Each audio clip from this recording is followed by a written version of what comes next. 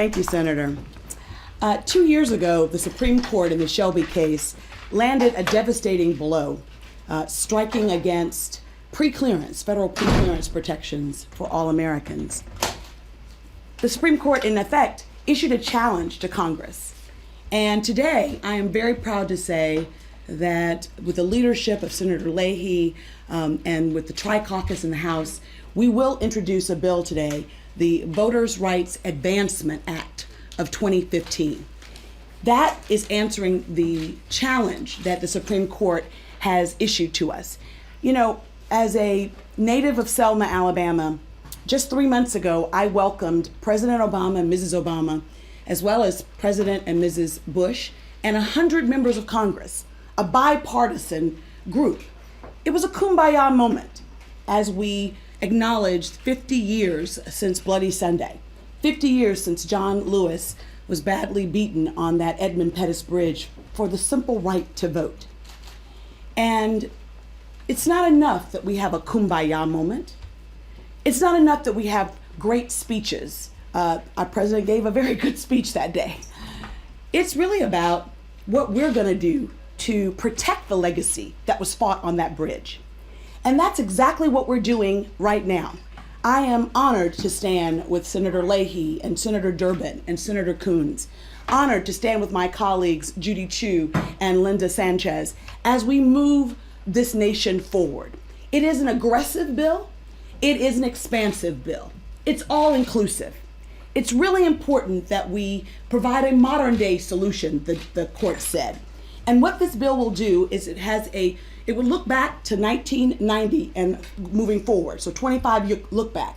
And if a state has 15 or more violations in a 25-year period, then that state will be covered.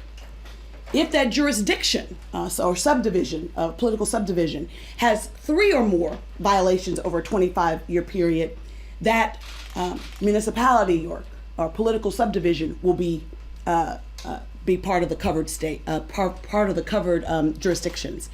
So it is a modern day solution, but I have to tell you, the legislative solution is but one part. What we hope is to galvanize our base, the grassroots, all Americans. You know, power concedes nothing without a struggle. And, you know, the challenge that we face legislatively can be made easier by civic engagement. Our hope is that Americans all over will heed the cry to really force Congress to do something about this. I can't imagine that I would be a member of Congress from Selma, Alabama in 2015, and we are still fighting old battles. You know, progress is elusive. So we must be ever vigilant in our fight for equality and justice for all, ever vigilant.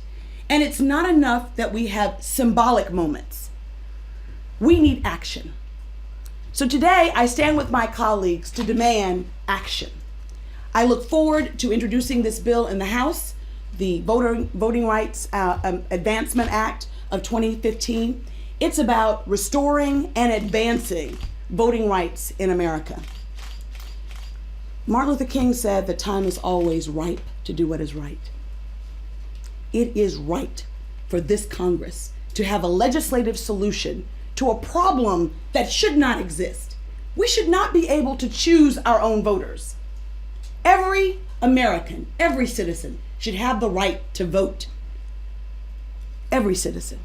And we as politicians, we as public servants, must be ever vigilant in making sure that we honor the sacred legacy of the Edmund Pettus Bridge and those foot soldiers. I look forward to giving them a congressional medal someday, but they don't need a medal.